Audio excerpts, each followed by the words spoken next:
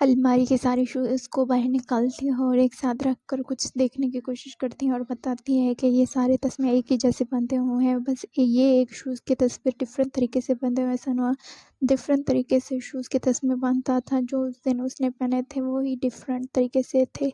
ये उस शख्स ने बांधे हैं जो इस केस को सुसाइड केस बनाना चाहता था। मुझे अच्छी तरह से याद है, सनवा ने उस दिन भी डिफरेंट तरीके से बांधे थे। फिर जून की माँ पूछती है कि क्या वो एक्सीडेंट नहीं था? जून कहता है आपने जो समझना है समझे। वो फिर अपना दरवाज़ा जाकर बंद कर लेता है। उसकी माँ बाहर खड़ी होती है और अंदर जाके वो रोता है। फिर उस रात का सीन दिखाया जाता है। जून अपनी माँ से कहता है कि मुझे स्कूल ड्रॉप कर दे। उसकी माँ पूछती है कि इस वक्त स्कूल क्यों? जून कहता है कि मैं कोई इंपॉर्टेंट चीज़ स्कूल में भूल गया हूँ और पिछले गेट की तरफ से चलेगा, वहाँ से शॉर्ट रास्ता है। फिर अपनी माँ से कहता है आप घर जाएं, मैं जल्दी घर वापस जाऊँगा। दूसरे सीन में सनहा की माँ सनहा के शूज़ को डिटेक्टिव को देकर कहती है कि इसके फिंगरप्रिंट लें, ये इस शूज़ के तस्मे मेरे बेटे ने नहीं बांधे। और डिटेक्टिव से कहती है कि आप मेरी बात का पे यकीन नहीं करें। डिटेक्टिव ये बात सुनकर कहता है कि शूज़ को प्रिंट के लिए भेजना कोई बड़ी बात नहीं, लेकिन मसला ये है कि फैब्रिक लेसिस पर फिंगरप्रिंट जाहिर नहीं होते। सनहा की माँ ये सुनकर कहती है कि आखिर पुलिस हमारे लिए कर क्या सकती है। ये सारी बातें एक रिपोर्टर सुनता है और सनहा की माँ के पास आकर पूछता है कि क्या ये स्कूल बुलिंग केस है, मैं इस पर आर्टिकल लिखना चाहता हूँ। लेकिन सनहा की माँ ये सुनकर कहती है कि मुझे रिपोर्टर्स पर भरोसा नहीं है। दूसरे सीन में डोंगी अपने टीचर के पास आती है। टीचर इससे पूछता है कि तुम्हें मुझसे कोई बात करनी है क्या? क्या ये सनहा के बारे में है? लेकिन डोंगी कहती है कि लेकिन मैं कुछ साबित नहीं कर सकती। ये कहकर वो जाने लगती है तो टीचर इससे कहता है कि अगर तुम खामोश रहोगी तो उन बच्चों और तुम में क्या फ़र्क रहा? मैं डोंगी टीचर से कहती है क्या आप उनसे मुख्तलिफ हैं? आपकी नज़र में भी मैं एक भूत हूँ। आपने मुझसे कभी बात करने की कोशिश नहीं की। दूसरे सीन में जून दाही के घर के बाहर आता है तो सूहू उसे देख लेती है और पूछती है कि तुम यहाँ क्या कर रहे हो? तो जून कहता है कि मैं यहाँ से गुजर रहा था। लेकिन सूहू उसकी बात का यकीन नहीं करती और फिर पूछती है।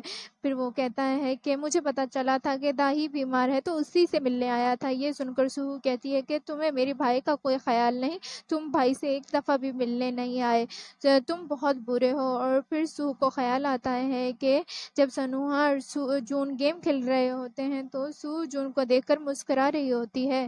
फिर योंगचुल को दिखाया जाता है। वो किचन से कहता है कि जून ने हमारा वीडियो वाला राज रखा था, लेकिन तुमने इसके साथ धोखा किया, तुमने उसका राज नहीं रखा। दूसरे सीन में जून की माँ सनहा की माँ के पास आती है और कहती है कि सनहा को मेरे डैड के हॉस्पिटल में एडमिट करवा दो। मैंने सुना है कि आप सनहा को किसी दूसरे हॉस्पिटल में डाल रहे हो। मेरे डैड का हॉस्पिटल के सनहा के लिए परफेक्ट रहेगा। मैं ये नहीं कह रही कि आप फ्री में एडमिट करो, लेकिन फिर भी सनहा की माँ कहती है कि अभी तक मैंने कुछ सोचा नहीं है। तो जून की माँ कहती है कि बस मुझे तो माफ़ी मांगने का मौका दो। फिर सनहा के माँ बाप को दिखाया जाता है कि वो सनहा से हॉस्पिटल में ले गए हैं। उसके माँ बाप फिर से अफसरदा हो जाते हैं अपने बेटे को देखकर। फिर सनहा की माँ घर आकर अपने हस्बैंड को हॉस्पिटल के बारे में बताती है तो सनहा के डैड कहते हैं कि ऐसा करने से हम उनका एहसान लेंगे। लेकिन सनहा की माँ कहती है कि सनहा के वहाँ अच्छे माहौल में इलाज होगा, हमें सिर्फ सनहा के बारे में सोचना चाहिए। रही बात एहसान लेने की, तो एहसान को हम सनहा से कंपेयर नहीं कर सकते। सुबह होती है और स्कूल वालों की तरफ से केस की रिपोर्ट भेज देते हैं। सनहा की माँ रिपोर्ट देखकर कहती है कि ये क्या है? उन्हें सिर्फ 3 दिन की पलाई काम की सज़ा मिली है। मैं ये यकीन ही नहीं कर सकती कि मेरे बेटे की सज़ा उन्हें सिर्फ यही मिली है। ये मुमकिन ही नहीं है कि उन्हें ये सज़ा दी जाए। सनहा के डैड भी फ्रीज हो जाते हैं और दूसरी तरफ स्कूल के डायरेक्टर केस खत्म होने की जश्न मना रहे होते हैं। सनहा के टीचर ये सुनकर सनहा की माँ की बेकरी के बाहर जाता है और वहाँ देखता है कि उसकी खाला गम में ड्रिंक कर रही हैं। वो ये देखकर भी अफसरदा हो जाता है। सूहू अपने लेटर पे साइन अप देखती है तो बहुत कम होते हैं और दूसरे सीन पे जून की माँ जून के कमरे की तलाशी ले रही होती है। वहाँ पर जून आ जाता है और उसे कहता है कि आपने मुझ पर शुरू से ही यकीन नहीं किया था, अगर मुझ पर यकीन किया होता तो उस दिन आप वापस चली जाती। फिर उस दिन का सीन दिखाया जाता है कि जून की माँ वापस आती है और सनहा को गिरा हुआ देखती है। फिर अपने बेटे को कॉल करती है तो छत से आवाज़ आती है। फिर वो छत की तरफ दौड़ कर जाती है तो वहाँ पर देखती है कि उसका बेटा नीचे मुँह करके के रो रहा है। फिर उसके पास जाती है, उसका बेटा कहता है कि मैंने ये जानबूझ के नहीं किया, मैं तो उससे सिर्फ माफ़ी माँग रहा था। फिर हम दोनों में लड़ाई हुई और मैंने उसे धक्का दे दिया। ये एक एक्सीडेंट था, मेरा यकीन कीजिए मैंने ये जानबूझ के नहीं किया। फिर जून की माँ कहती है कि मुझे तुम पर भरोसा है, चलो अब घर चलें। फिर वो इमरजेंसी कॉल से एम्बुलेंस को बुलाती है, लेकिन जून का चेहरा देखकर वो कॉल नहीं करती।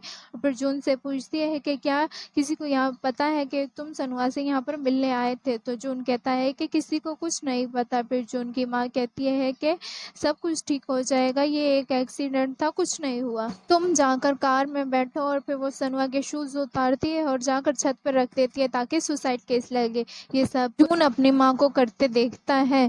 फिर जून की माँ को दिखाया जाता है, वो कहती है कि मुझे तुम पर यकीन था। फिर जून कहता है कि फिर आपने पुलिस को कॉल क्यों नहीं किया? आपको पुलिस को कॉल करनी चाहिए थी। फिर आपने मेरा यकीन नहीं किया था कि ये एक एक्सीडेंट है। आपने सोचा कि मैं झूठ बोल रहा हूँ, इसीलिए आपने वो पुलिस को कॉल नहीं की।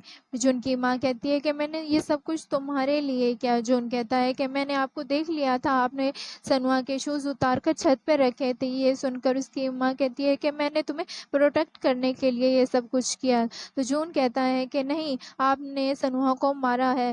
फिर ये सुनकर उसकी माँ उसे ज़ोर से थप्पड़ मारती है। दूसरे सीन में सनुआ की माँ सनुआ का हाथ पकड़कर रो रही होती है, तो सनुआ की उंगली को हिलता हुआ देखती है। फिर वो अपने हस्बैंड को बताती है, वो भी सनुआ की उंगली को हिलता हुआ देखता है। दूसरी तरफ जून के डैड जून की माँ को परेशान खड़ा हुआ देखता है।